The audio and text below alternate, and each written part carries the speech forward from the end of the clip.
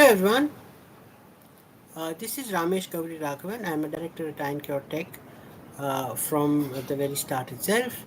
I have had a long career as an advertising executive with various aspects of advertising covered, from copywriting to content creation to strategy to various other things. I had a previous career as a scientist before that, so I am a little familiar with science communication. And today I'm going to use all of my experience in helping you understand the importance of writing as an essential skill in professional life. Whether you are an independent professional, you're in government, you're in academia, you're in the corporate sector, or you're in the non-profit sector, uh, good writing skills are important. Now, this is not about writing great poetry or writing great literature, but this is simply about effective daily writing.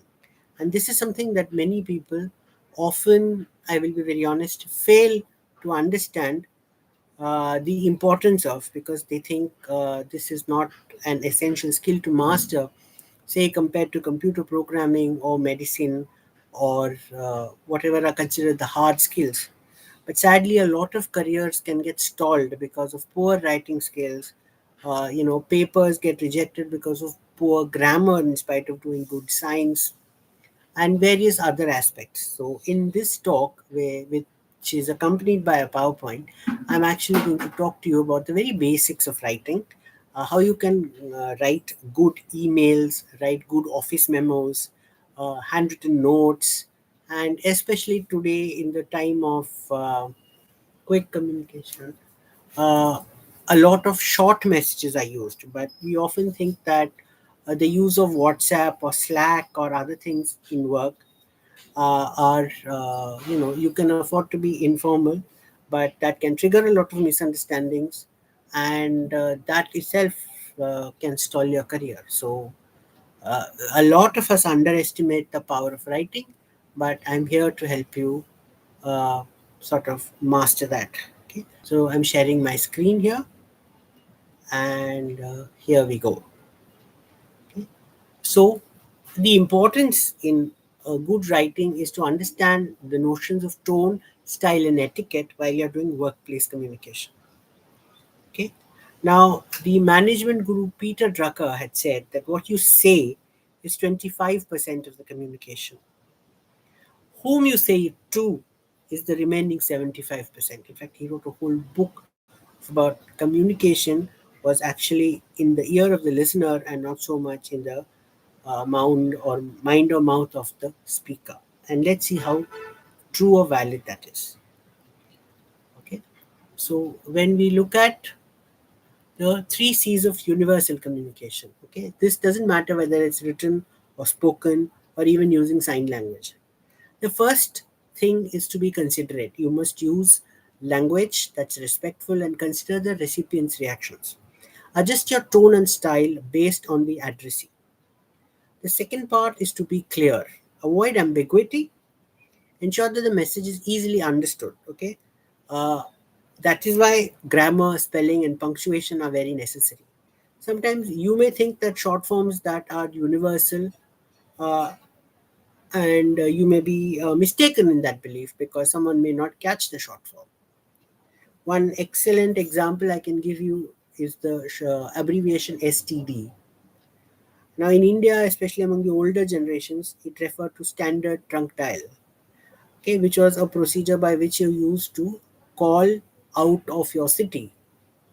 This is well before the era of mobile phones. If you wanted to call someone out of your city, you had to have a city location and you actually had to go to a phone booth to make those calls, and those calls were expensive. To the rest of the world, however, STD stands for sexually transmitted diseases. And it used to be a little funny because a foreigner visiting India in, say, the early 90s would see these STD booths all over the country and be completely confused as to what was going on. The last bit is to be concise.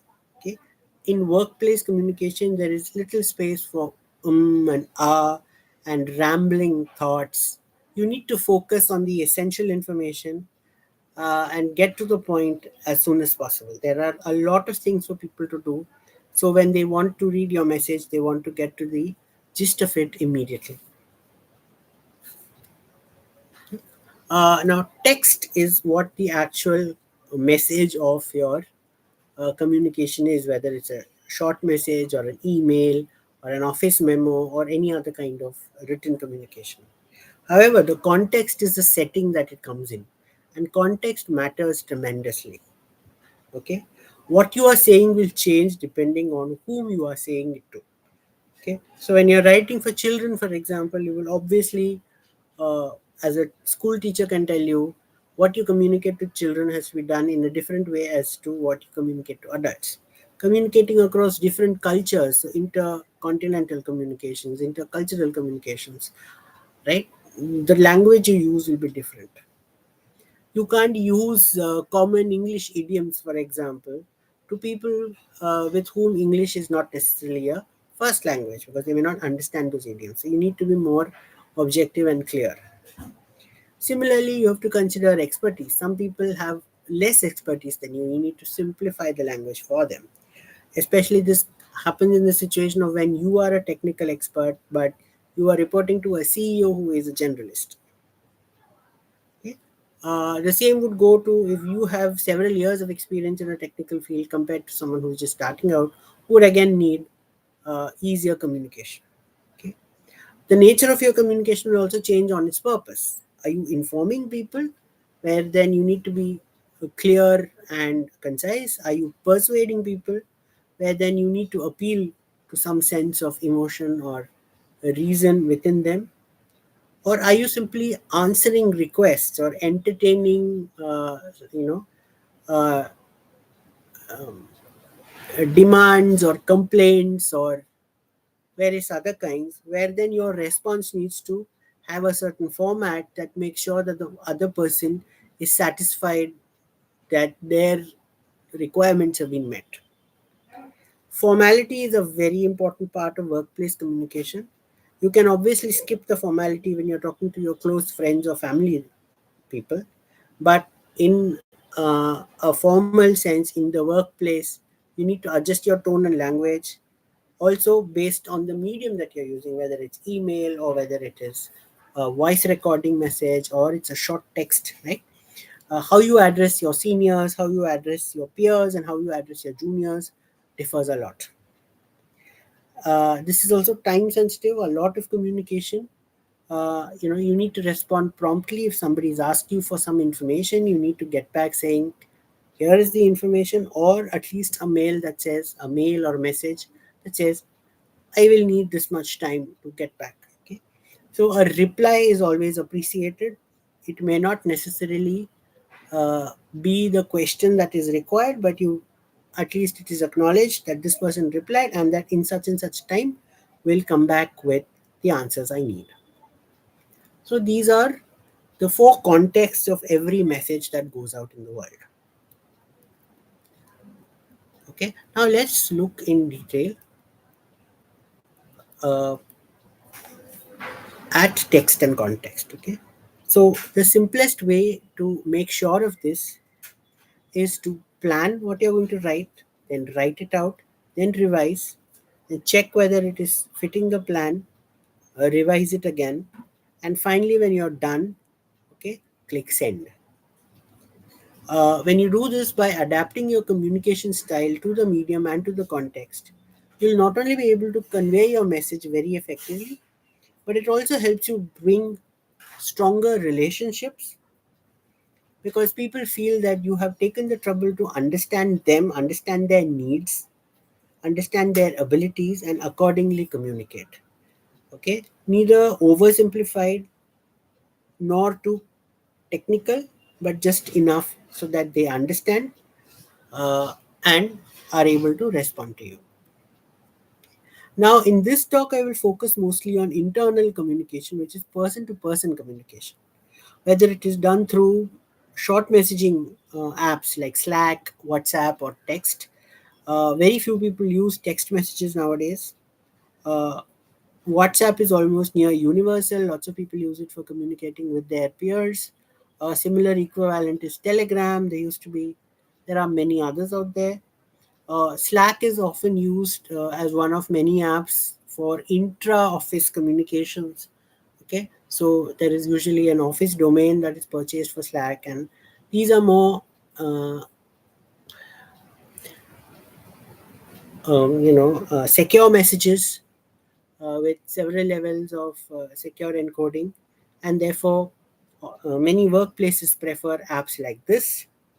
Now, when you use apps like this, okay, the tonality is usually considered informal. Okay, that's because the entire ecosystem has evolved that way. So a lot of formality is actually seen as hindering your way in getting to the gist of the message.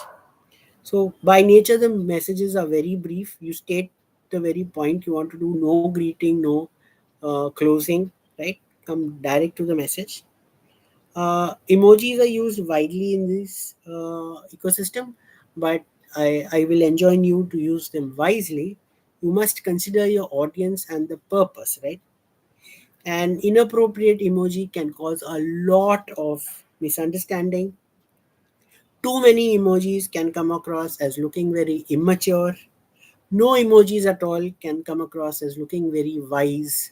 Not so much wise, but looking very cold, um, or as the younger generation says, cold and old. Okay, the ecosystem is meant for messages to be concise so that you focus on key information and leave out the rest. Sometimes this can lead to a little loss of context because the message needs to be a bit long, then you're probably better off using email. And finally, avoid jargon and complex ideas because that is where email is a better use. Unless, of course, you're talking to your peers who fully understand your jargon, especially, for example, if it's cardiologists talking to each other or civil engineers talking to each other, then obviously jargon is helpful there because then uh, it cuts through the need to communicate long messages. When it comes to email, right, preferably emails use a formal tone, right? Because you're often talking to someone, but there are also other people CC'd in the email, and therefore, there are different people with different levels of comfort with you. So a formal tone is always preferred. Whether you're talking to your juniors, to your peers, or to your seniors. A clear subject line is very important because the subject line decides whether your email is going to ever get opened or not. In case the email does get opened, then you should make sure that your email is very readable. It has a structured format. Okay, so on the first reading, everybody will read the email in its entirety. Subsequently, they will tend to read only the key bits that matter so that they know what to respond to you. And therefore, having a structured email really helps. Finally, you must never forget to check that any relevant attachments or links that you want to put in have been included there. It's very embarrassing when you have to write a follow up email saying, sorry, you forgot attachment, here it is. Right? Handwritten notes are now extremely rare in this digital age, but they still help in conveying a personal touch, and they allow you to be a little more expressive compared to the very formality of email. Okay? But it's important that they be in legible handwriting and they must still be very brief and very sincere. Okay? In this day and age, they're sort of preferable for sending really uh, private, really personal messages like condolences or personal appreciation of something for your coworker and things like that. Okay, let's take a deep dive into these three messaging formats. So the first is we look at all the short messaging formats. Okay, now they're used for a whole lot of real-time office updates. Okay, when you're dealing with your colleagues and they need minute by minute or sometimes hour by hour updates, then these are very quick. Okay, they use for informal check-in. So if someone is on a timeline bound project and you like halfway in you want to check how much they've gotten, whether they're doing well, whether they need help, then it helps to use Slack or WhatsApp, whatever your organization is comfortable with, to make these informal check-ins. Similarly, you can update your seniors or your supervisors, right? Or your team leads as to where you're progressing with your thing. So they're very useful for time sensitive information sharing, like for example sending a meeting reminder. If there's a meeting at 4:30, you may want to tell everyone at 4:15 that don't forget that there is a meeting. Okay? So they're very useful for quick non-urgent communication. If communication is really urgent, then you must obviously use a phone call because that carries the maximum urgency. Okay. The tonality of a Slack or a WhatsApp message is usually fairly friendly, but nevertheless, remember that you're talking to your colleagues, to your bosses, right? So retain the professionalism of the tone. Okay, they're not your buddies. So instead of, you can say hello, which is okay, but don't say hey. Okay.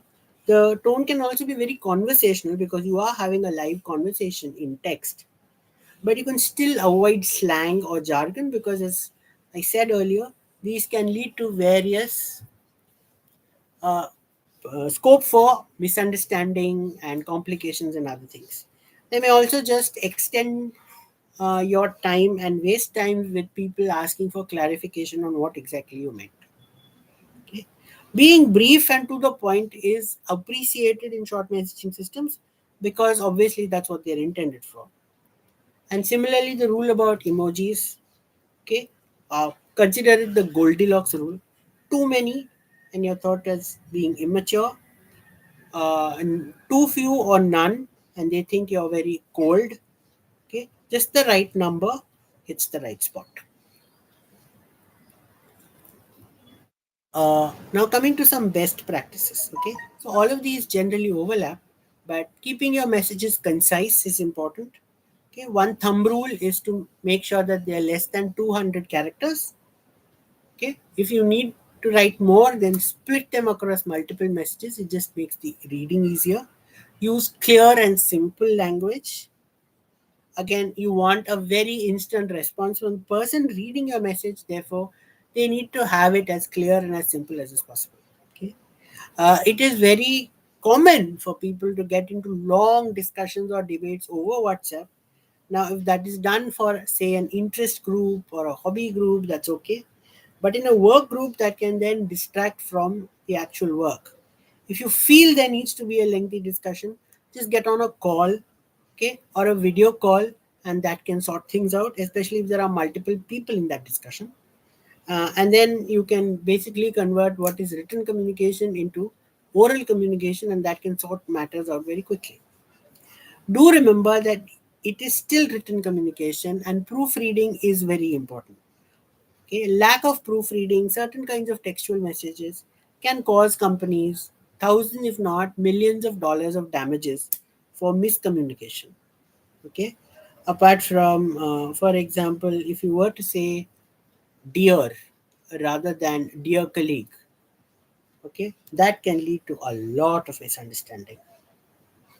So always proofread before sending. Ensure that you have clarity and accuracy in your communication.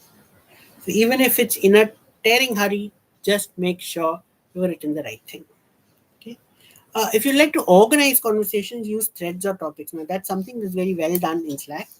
But you can also, there are similar media like Slack. So companies prefer one or the other. If you're using WhatsApp, then you can just use different WhatsApp groups. Even if the members are the same, but they know that this WhatsApp group is for this topic, the other group is for the other topic, and so that helps them navigate. Okay. Now, while these are daily communication tools, there come time when you need to escalate out of Slack or out of WhatsApp. Okay, so there are two kinds of escalations. Some places where the escalate to phone rule applies, where suppose the issue is very urgent or very critical, and you really can't wait for the other person to type out their response, then just pick the phone on them, as they say. Okay, or if it's a complex or sensitive discussion where tapping on the keyboard is going to take a lot of time, and it might just be easier to do it over phone, it can sometimes be a little more confidential that way.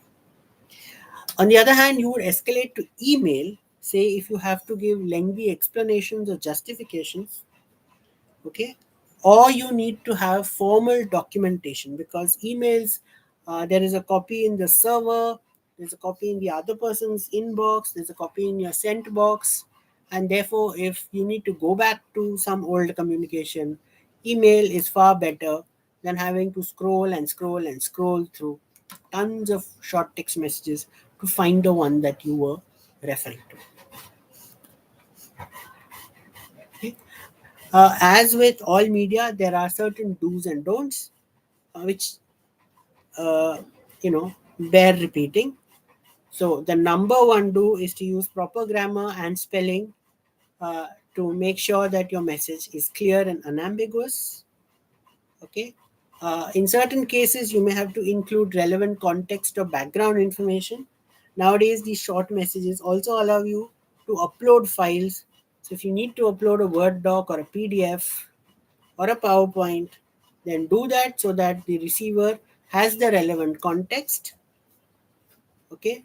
And finally, the tone can be light and friendly yet professional because of the nature of the system. Yet, the important don'ts are, so there used to be what was called text speak, which was in, say, in the late 90s, early 2000s, when texting was very common.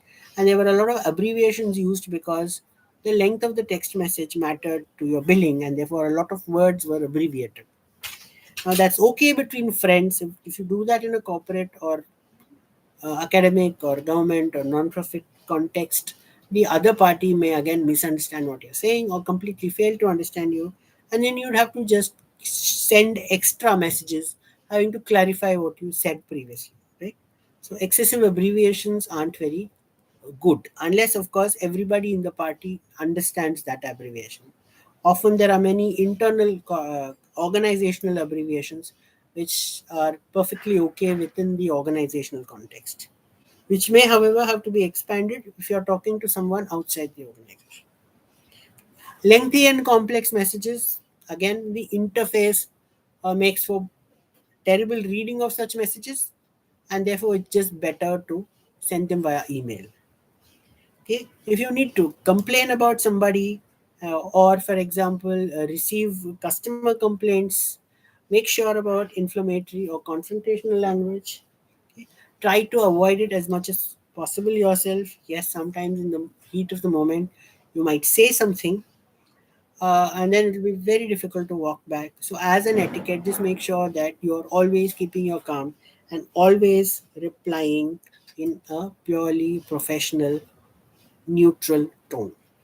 Okay, don't ignore responses. If you have sent a request to somebody and somebody may have responded, uh, respond quickly with a thank you. If somebody has made a request to you, uh, say that you will answer it, whether within a minute or an hour or a day or whatever, but so that an immediate communication is always appreciated. Okay, so here are some examples of a friendly tone that is nevertheless professional. Okay, so just checking in on the report, any updates. Okay, and then you can say that uh, this is the update, or give me a minute, I'll get back to you with an update. Or some of them just don't need a response, like a reminder. Okay, meeting rescheduled to 2 p.m. so that you note it and you ring, or just share the latest design concepts in the shared drive. You don't need to respond to that, you just need to check out the drive whenever you have the time, right? But they're also often used for actual conversations. So if somebody says, can you please clarify the deadline for this task? And you can reply saying, yes, give me a minute, and then give them the deadline, or just directly say, oh, here's the deadline. Okay. Now we come to emails, and this is going to take the bulk of my talk, okay, because they remain one of the most important tools of corporate, government, academic, non-profit, or any other kind of workplace communication to date. Okay. Uh, uh, Personal emails between friends have probably declined over the generations. I'll show you a chart later on. But in the official context, they're still among the most important modes of communication. Okay. In the workplace, you need to be always have a detailed formal communication, right? Uh, so when you need to get out of Slack and write a proper explanation, that's when email comes in use. So make sure that the tone of that is professional and polished. Use formal language and vocabulary. Okay, it isn't very difficult. You don't have to use fancy language. Okay, uh, but you need to make sure that you just uh, dear colleague rather than hi. Okay, uh, we'll get it done.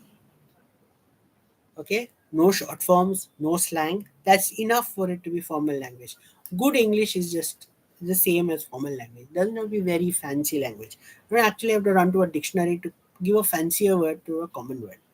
As long as you're not using some slang or some generational uh, abbreviation or one of those things, right? Do not use things like LOL or um, NSFW or STFU or ROFL kind of abbreviations that are okay that people use on text messages that are out there on social media, but that doesn't work in email. Okay. So as I said, when you need to have a permanent record, email is preferable to text message. When explanations need to be lengthy or there need to be official documents transferred, okay, or when there is international or interdepartmental communication, email is really the best. It really saves you a lot of hassle, and when you have to retrieve it, it's easier to retrieve compared to a text message. The best practice is always using clear and concise language, keeping your email to the point. Okay, using there are various formatting features on most email clients. Gmail has them, Outlook has them, Yahoo has them, Hotmail has them. Many of the desktop based clients that are installed in people's machines also allow you formatting things. So having headings, bullet points, numbered lists helps you organize the information, so that, as I said, the first time they read the entire mail, but the second time they can go down to the exact section that they need to refer to, right? Always proofread for grammar, spelling, and punctuation errors. Okay. If an email takes a little more time to send, it's okay, rather than making a mistake and then having to use several emails to rectify that mistake. Okay. Including relevant attachments or links, which is where email genuinely scores over other messaging apps. And there, make sure that you've checked that if you are going to send somebody the doc, you have actually attached the doc. Okay. Using font styles, serif fonts or professional sans serif fonts are fine, but using, say, copperplate fonts or gothic fonts or a comic sans, for example, probably hurt the readability of your message. So don't use those. Okay. Emails are also meant to be read at some leisure, so it's not like the moment you send the email you would expect the reply. At the same time, the reply cannot take till infinity. So, there is a good etiquette of waiting for about 72 hours or up to 5 days to respond to an email, depending on the kind of uh, email that you have sent. If you've not received a response after 3 to 5 business days, you should then send a follow up mail that I sent you this email. Can you please help with whatever I've asked for you in that email? Okay. If the email is urgent or time sensitive, you may have to either send a reminder saying this needs to get done, or simply pick the phone up on your colleague or your vendor or your client or whoever, right? And if there is a complex discussion requiring clarification, then you probably need to follow up once or twice before you have the full clarity on what needs to be done. Okay. Now coming to email structure. Structure is very important in an email compared to a text message. Okay. Uh, because an email is a more complex beast. So your subject line, which is what they see when they open the email inbox, is the most important aspect which decides whether your email will at all be opened or not. And therefore, having a clear, concise summary of the email's purpose, okay, uh, that should be the nature of your subject line. So when somebody looks at your email, they know what to expect the moment they click on it. Okay, then all good emails start with a proper salutation. Okay, dear colleague, dear name, or dear title. Okay, uh, there are other salutations like respected or venerable or things like that that have since fallen out of use, and today just saying dear XYZ is good enough. But remember to follow the dear with a name or a title. Do not just start with dear. That can lead to trouble. You may be accused of being trying to be too impersonal or sexist or whatever. So you that can okay. So remember that formality still means that there are certain boundaries that you need to respect. The body of your email,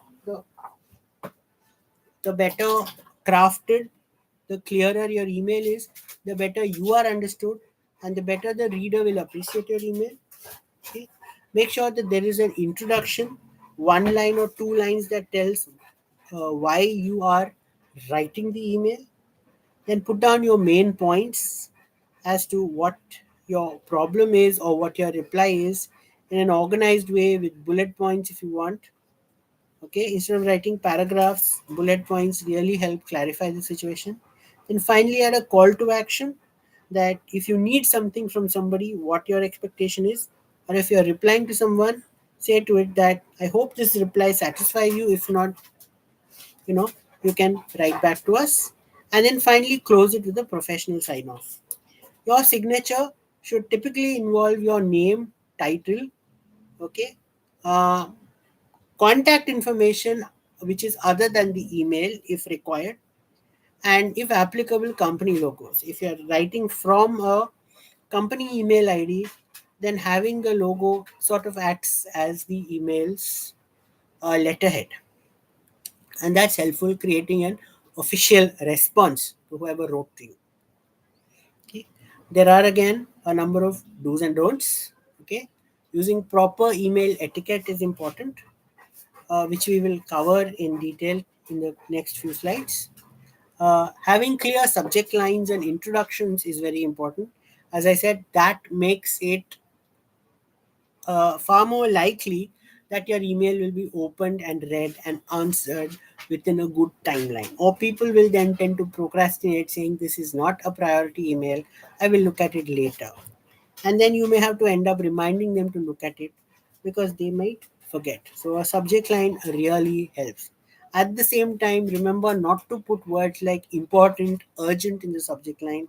That can make the email look very spammy, okay, or unnecessarily desperate. Okay, since you will use email to communicate with colleagues whom you may not know very well, it is important that you proofread and edit before sending. Check the email multiple times, maybe necessarily have a colleague check it. Okay, and please do use secure encrypted email protocols so that only the intended receiver or receivers see the email and no one else. Okay, the don'ts we've covered. Do not use slang or jargon or short forms, especially if you're writing to someone who may not have the same background as you. Do not also use overly technical language because then again that may just trigger an email chain of clarifications and uh, you know doubts and more clarifications and all, right? Do not send unnecessary or unsolicited emails. Okay, very often if an email needs to be sent to say a very senior higher up, you may need to have their um, permission to send a particular email. Okay, or if you're in the field of say emailing potential clients and all, again you have to walk that very tight line between marketing and spam.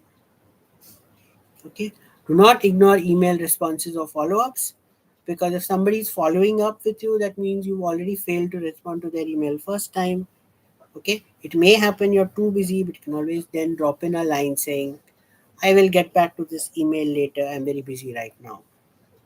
Okay, sometimes having an auto response also works, but then that has the risk of you then completely failing to appreciate that that email arrived in your inbox. Okay. Also, email is meant to be seen at some leisure.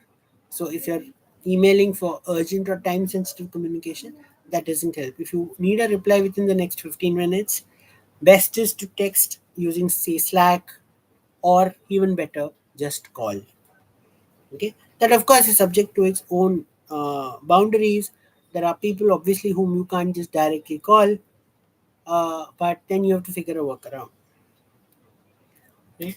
So here are some examples. Okay, on the left is an update on a quarterly report, which suggests that this is an email of not much of a priority, because it is some file is being shared with you, but you may still need to open it and check.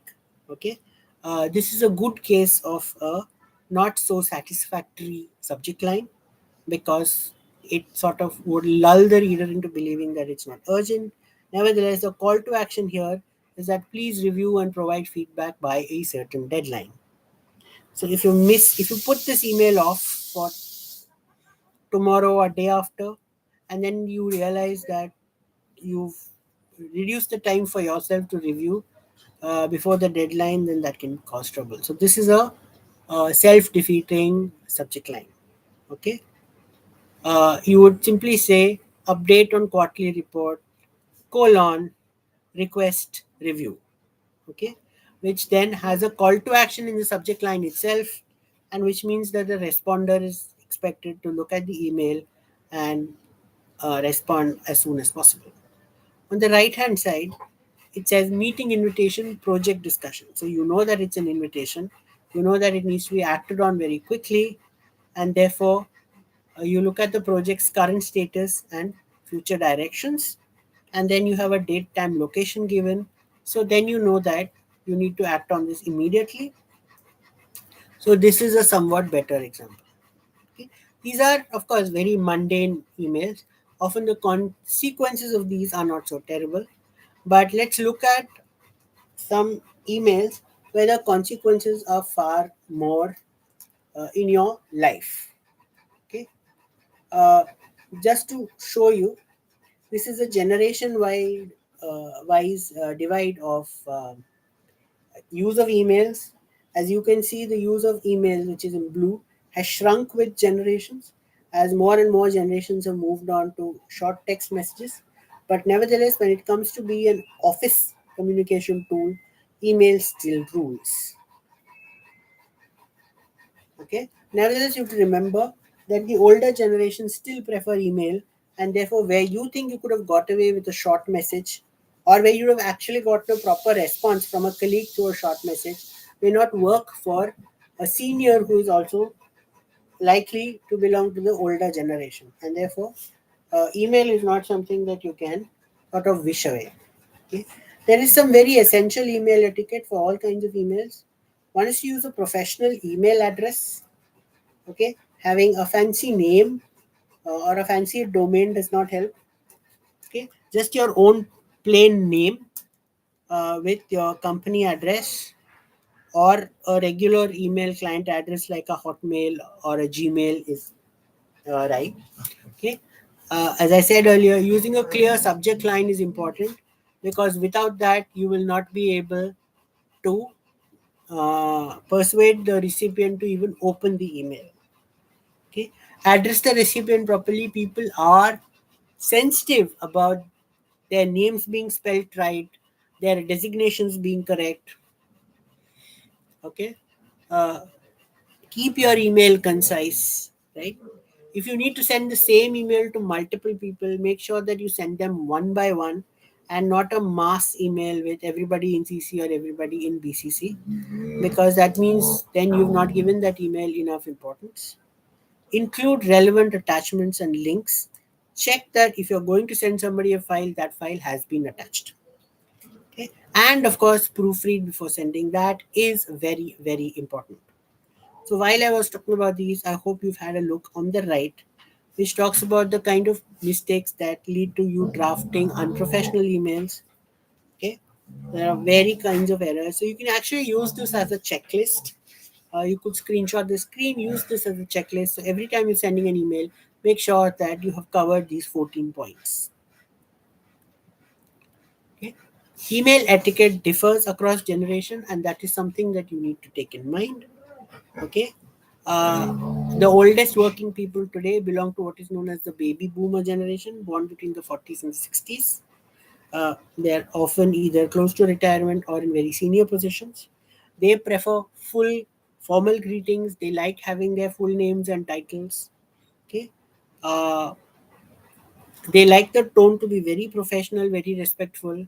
So your email may have to be a little more detailed. You may have to write a longer email than you are comfortable with, because you want that person to understand all the issues for which you're writing the email.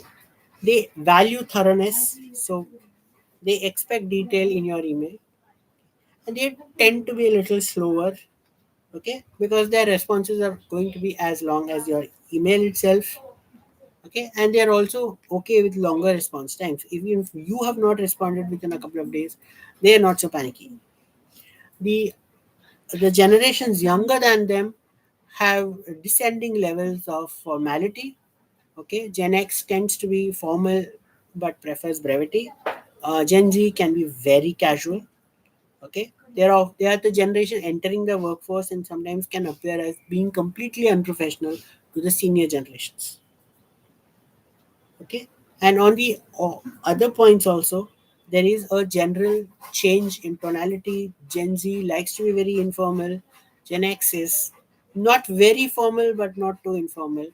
Okay, millennials are in the middle, and so on and so forth. But remember, across all the generations, efficiency and clarity of your communication is very important. Okay, now let's look at several different kinds of office emails. The first is to look at job applications. Okay, which is probably one of the most consequential emails that you will be writing, because this email will lead to either you getting an invite for an interview, right, or absolute silence, which means you need to apply elsewhere, or an overt rejection, right?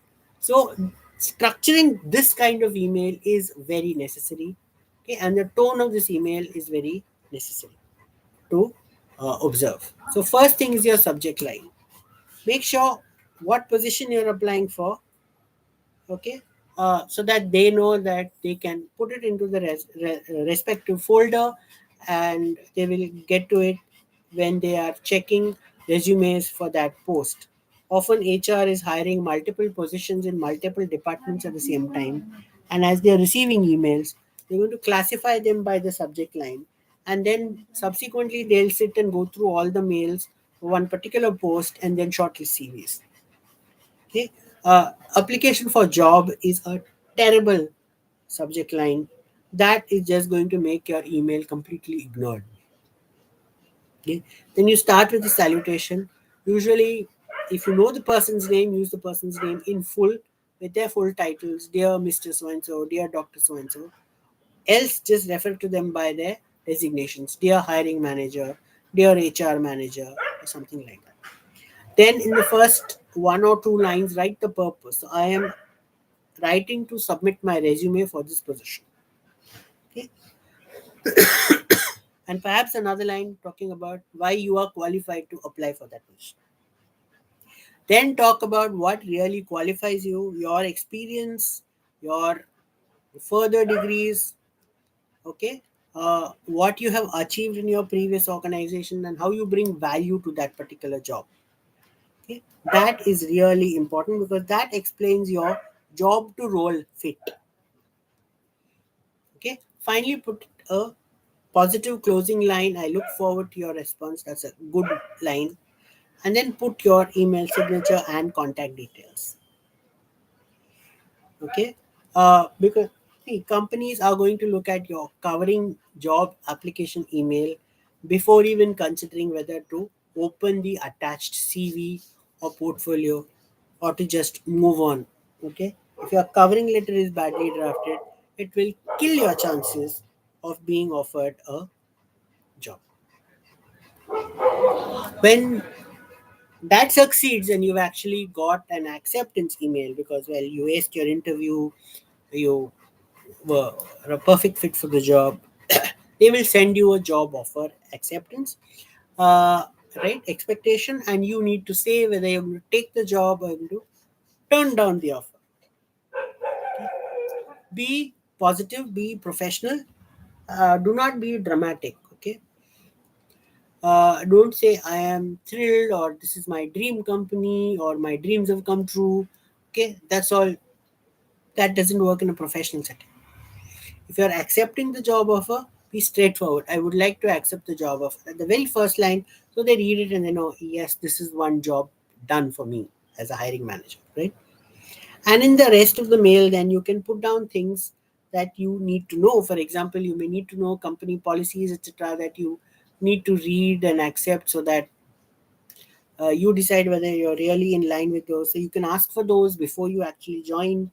Okay. If there are any other questions that you want to know, this is the time to ask. Okay. And once you've joined, they'll probably just throw you into the deep end of the pool. And then learning on the job can be incredibly more difficult. Sometimes you may have to turn down a job offer. Okay. At which point you should just be very polite and do not give away more information that is necessary. Okay, very simple. I'm grateful for the time you gave me and grateful for the opportunity that you offered. Unfortunately, I cannot accept this offer. Okay, as it isn't the right fit for me at this time. It may be because they're offering you a lower salary than you expected or whatever, but you don't necessarily have to give that away unless you want to genuinely renegotiate and you think you have a chance at renegotiating. Okay, or if you have found a job with another organization and you don't want this job, you say that, yeah, I don't want this job, I appreciate the offer. Do not give it away that you've got another job or whatever. Do not give away more information that is necessary. That can lead to trouble. Okay. Another kind of email is usually when you're requesting for help from a colleague who may be a senior, junior, or a peer. Okay. Remember, this puts you in a supplicant status where you need help, you need bailing out for some reason. Okay.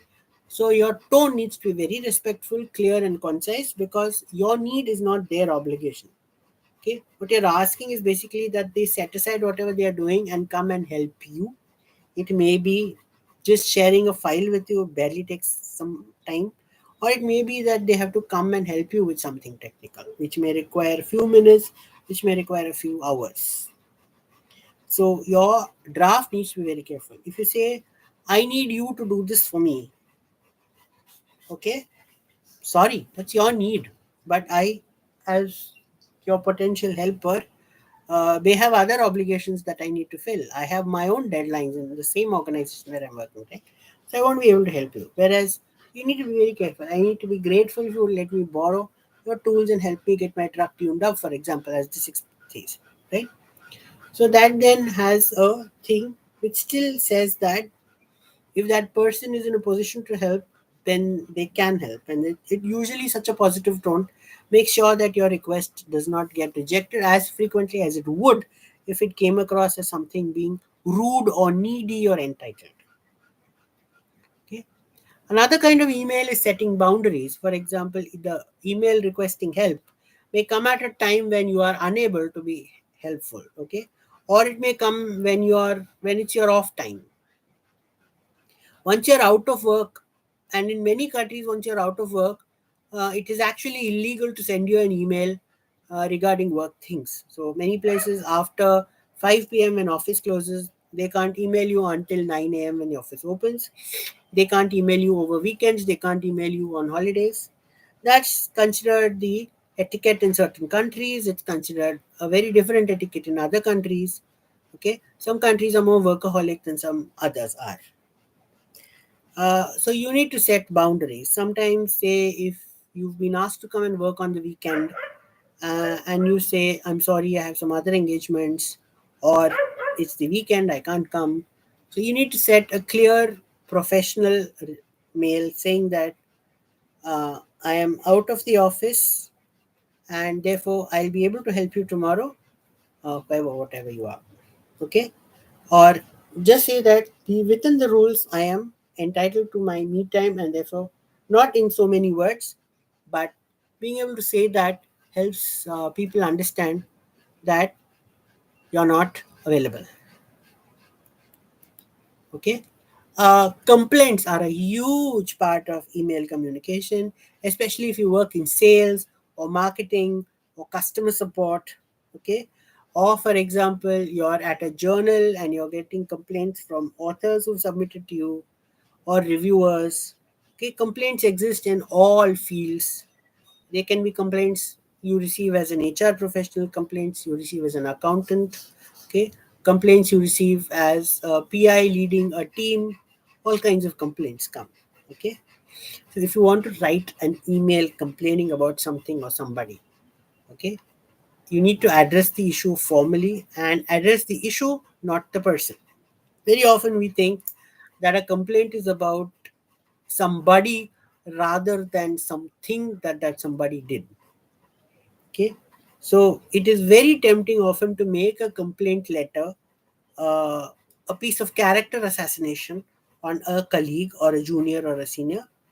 Okay, or a complaint can be threats that I will go to the police, I will leave a bad review, or I will talk to your manager, right?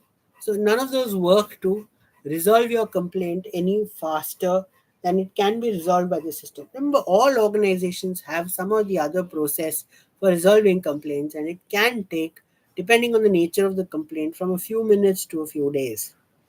Okay, you need to show your patience as a customer or as a colleague or as a client or as a vendor, uh, that they will sincerely answer your complaint through their system. Okay, provided you have explained the nature of your complaint very clearly. Very often a complaint email can come to your inbox, okay, without you understanding what the original complaint actually is. There is just a lot of anger having been expressed, and how your company is a complete letdown, and how your manager is a complete nincompoop, and how your employees don't know their job, but you still don't know what the actual complaint is from the customer. So these are things to avoid. Okay.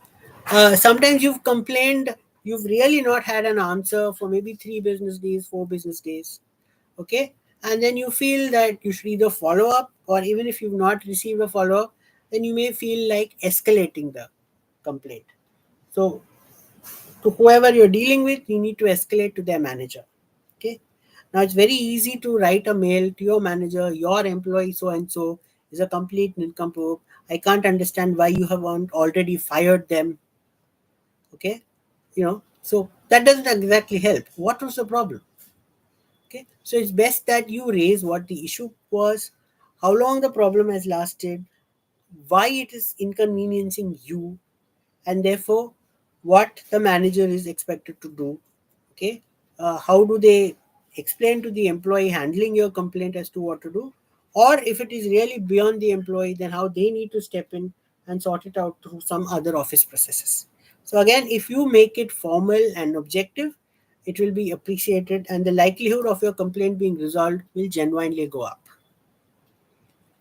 Okay, very close to this is how you respond to complaints. Remember, you need to keep a professional tone of voice even if the person complaining has gone berserk. Okay, so you may receive a very rude letter of complaint. Your reply still needs to be polite, objective, and aimed at solving their problem. Okay, it can be tempting, especially if you've had a long and hard day, to respond to an email complaint with an equally rude answer that neither solves the problem nor helps your reputation.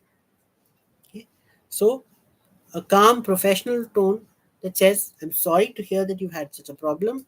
Okay, we will resolve the problem. One way to recap the complaint is to therefore show that you have taken the effort to try and understand what the complaint is. Okay, and say that we will strive to ensure every customer is satisfied. So there are many formats that are often very pro forma, because customer service often receives hundreds of thousands of such emails in a day. They often respond. Sometimes the whole thing is automated, right?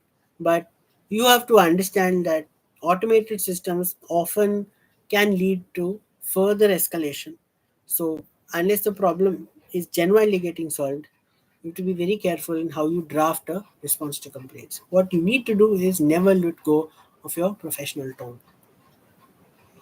Okay, very similar to this is resolving conflicts, and this is something that you may experience a lot, either as a manager or as an HR professional, and various other things. So you may have two PhD students in your lab who have some kind of conflict.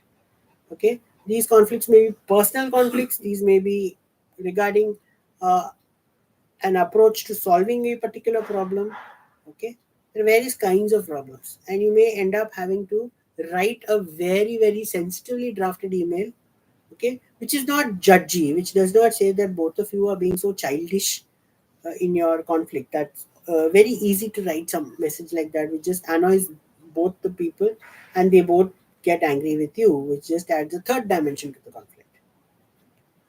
Okay, so instead of that, you would write about how there are various means of resolving the issue, like having a meeting rather than just major email chains, or to remind them that you have to focus on the issue, not the person. Okay, or that you're willing to listen out to the complaint, how you can find mutually beneficial solutions. So you would write very carefully and try and help them. If they need third party help solving the issue, you say how you can arrange for that kind of help. Okay. Resolving business complaints is a related but slightly different thing. This is often when you are dealing with a vendor or a customer who's either unhappy with you or you are unhappy with. Okay. Again, there are various suggestions you can make, whether it's a joint review or a collaborative problem solving session, okay, or some kind of third party mediation that you can do to resolve this conflict. The conflict can arise because of many reasons. You have not been up to date with your payments, they have not been up to date with their payments, deliveries have been delayed. Okay, so you may either have delayed deliveries from a vendor causing you downstream delays to your clients. Okay, or your client may have a problem with your deliveries getting detailed, and you may have to explain as to how you are going through certain problems and that you're very well meaning and all of that. So conflict resolution is a very tricky aspect, and writing emails in this sector is also tricky. Okay, be careful that your email explains everything clearly, objectively, and does not add to the muddiness of the situation. Okay, that is often very easily possible. Sometimes you would just say that instead of an email, let's just have a meeting, let's just have a phone call and sort this thing out. Another email that you may occasionally have to write is requesting a pay hike or a promotion, especially in a situation where say there aren't that you haven't had a corporate appraisal for some reason, or your organization is too small to have the full appraisal process or whatever. Okay. Now, again, your tone needs to be professional, specific, and rational. Okay. Explain what you've been doing. You've been there at such position for so many years. How you have proved yourself, how you've been working hard. Okay, and that now you think you need to get a raise or a promotion. Okay, this is again the kind of email that you need to write and draft very carefully. Many people can get emotionally manipulative, that I have served your company for 30 years and yet you have never considered me for such promotion, and you do not value my loyalty and such dramatic stuff, because that can backfire. Your manager might just be completely dismissive of you and saying that go somewhere else where you feel more appreciated. Okay, so these mails again have to be crafted very carefully. The last one, which again you might find yourself drafting from time to time, is a resignation email. This again needs to be very sensitive. Okay, keep your resignation letter, the tone very professional, very respectful, and keep your resignation email concise. People aren't looking forward to reading your resignation email, okay, it will come as a shock to them, because you fit into the system. Replacing you has a certain cost. Okay, you have established a certain rapport. It may happen that obviously your resignation comes because of some negativity, and therefore they're sort of expecting your resignation. But also remember that you may someday want to come back to that company, maybe in a more senior role, or the company may want to call you back, or whatever of all those things. So when you write a resignation letter, just make it very clear. Please accept this resignation uh, from my so and so position. My last day to work will be on so and so date, depending on what your notice period is, how much your notice period can be waived, whatever it's. Okay, and then give a simple reason. Okay, there you have to be very careful. Okay, I am resigning my position because of certain family issues. I am resigning my position because I have found other job opportunities or whatever, uh, without giving away too much information. Okay, that can jeopardize your future moves. Okay, that can lead you to getting judged and various positions. So you always want to make sure that the door remains open for your return as and when you want it. Okay, and then of course please do appreciate whatever has happened. If you be if you don't want to be appreciative because bad stuff has happened, fine. But if you can't say anything good, don't say anything. Don't have to write with something nasty, and end your email. The professional closing, sincerely or best regards, is kind of acceptable. Okay, what you should not do is avoid. Okay, is make negative comments on colleagues. So you may be resigning because your manager has been toxic, or because you felt that an undeserving colleague got promoted instead of you. Okay, or the general culture of the organization didn't suit you. Okay, you may be tempted to write this down, saying, you are all idiots, you are all evil people, and all of that. You want to avoid all of that. Okay, similarly, don't be overly emotional or dramatic. Okay, uh, which segues in from the first point. Okay, also don't make unprofessional demands. When you join the company, you signed on a contract which specifies what you are entitled to once you move on. Okay, but so if you say that I expect a certain severance package, or I will only train my replacement if I'm given vagara vagara, that doesn't help, right? Because you want to say very clearly that you've had a good professional run, but now you want to move on, whatever your reasons are. See, it's also perfectly okay to write a resignation email without citing any reason whatever, just a one liner saying, I would like to resign this position with effect from such and such date according to my notice period. Thank you very much. So and so. Okay. Do not use unprofessional sign offs. Okay. Good riddance. Finally, these are terrible. Where many organizations believe that they have also given you a lot in return for what you have given them, and they feel that if you send them a nasty resignation email, that you have been completely ungrateful and unappreciative of what they've done. Okay, it may be true or not true, but that's not the impression you want to give them. And as I said, do not give information on your next move. Okay, once you resigned, what you do after that is none of their business. Okay, there are other scenarios that you may need to do. Okay, like you may be invited to an office party or to some kind of office meeting that you can't attend for some reason, either due to a personal reason or because of your workload. Okay, uh, or you may approve, say, thank you for inviting me, I will be happy to attend. Okay, that's enough. You don't have to go sentimentally overboard. Oh, I was waiting for this for a very long time.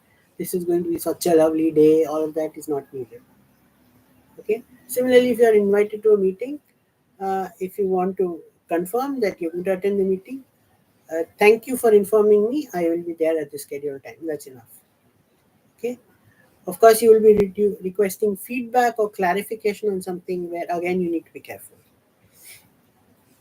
Okay. So, recapping, tone and clarity matter a lot. Clarity of information so that the other person has not misunderstood you. Tone so that it is appropriate for their age and their rank in the organization.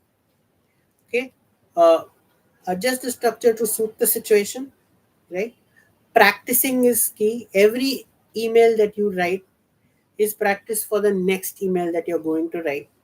And over time, your emails will get polished and clean and neat. Okay, very often rookie employees tend to be very effusive in their emails, and those with a few years of experience send you the bare minimum, which is just the information needed and nothing more, nothing less. Okay, so if you are diffident about drafting certain kind of email, best is to show it to a very trusted colleague. Okay, and they can help you with some suggestions. And of course, always proofread your emails because they make a huge difference. Now we come to the last part of person to person communications, and that is handwritten notes. Okay, when do you use these? In really uh, particularly personalized situations. Okay, some employee has passed away, and you may need to send a message of condolence to their families. At that time, a handwritten note makes a lot of impact because it conveys that the loss is, significant to you as a manager or as an organization. Similarly, you may need to send a sympathy note for some colleague who's probably had an accident. Okay, sending handwritten notes on their birthdays or anniversary shows that you remember and care for them. A handwritten note thanking them for their service when they retire.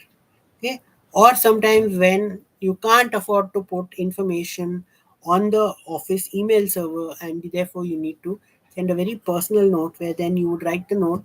You may even type it out and sign it, but put it in an envelope and hand it over to them in person so that that communication remains confidential.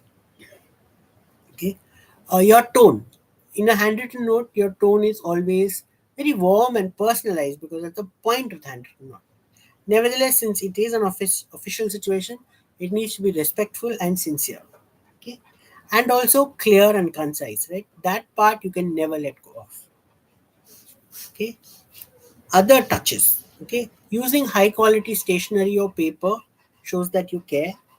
Make sure that your handwriting is legible. Something squiggled illegibly does not convey anything. Okay, proofread for errors. If you made a spelling mistake, crumple the paper and write on a fresh piece of paper. Keep your message concise, and most importantly, sign your message personally. Okay, not just your name or an office stamp, but an actual personal signature to show that you have yourself written it out and that you've, whatever reason you're sending the note for, that reason matters to you. There are very limited occasions to use these handwritten notes where they have tremendous impact. Okay, which we listed out. One is for personal, emotional, or sentimental occasions. Okay, when that note really matters, and these are often, if you got a handwritten note from your manager's manager or the CEO of your company or something, you'll often be pinned to an employee's desk because it shows that that employee was shown value. Or you may have a small intimate gathering or event. Okay, like inviting some certain employees to a certain function or otherwise, where those notes add a touch of personalization. Okay, even though it's a short note often written on something like uh, you know an A5 sheet of paper, it still needs to have some kind of structure. Okay, a little salutation at the start, where you can afford to be a little informal. So you don't have to say, "Dear colleague," you can just say, "Hi, Jack." Okay? Put your body, express the main sentiment. Okay? My sincerest condolences on the passing of your spouse, for example. Okay? Give context or details if necessary. So if you're greeting someone on their birthday and it's a specific birthday, I'm very happy for your 50th birthday, something like that, and end with a thoughtful closing that you remain to me a valued colleague, or I have always valued your advice, or something like that, and then put a professional sign off. Sincerely is genuinely the best. Okay, no other sign off comes close to sincerely as a closing for a personal message. And then, as I said, a handwritten signature makes a lot of importance as opposed to just writing your name or putting the company stamp. Okay, there are do's and don'ts, okay, which we've already covered. Use some kind of personalized stationery that helps. Uh, if you want to talk about, say, someone's retirement and something that they did that touched you, then you could add that little story in the note, sign the note personally. Okay, keep the note focused. Okay, you're not writing a personal letter, remember, even though it's a personalized official communication, it's still not a personal letter. And therefore, you need to stay within the boundaries of what is business writing. Okay, because of that, make sure that you're not using any informal language or slang. Okay, don't add unnecessary information. Don't forget to proofread. Okay, and last but not the least, don't use handwritten notes for urgent communication. If you need to pick the phone on somebody, just call them. Okay, with that, this particular talk comes to an end. Uh, we will cover various other subjects in a future talk, but as of now, I am happy to take your questions and answer them to the best of my abilities. Until next time, thank you and have a good day.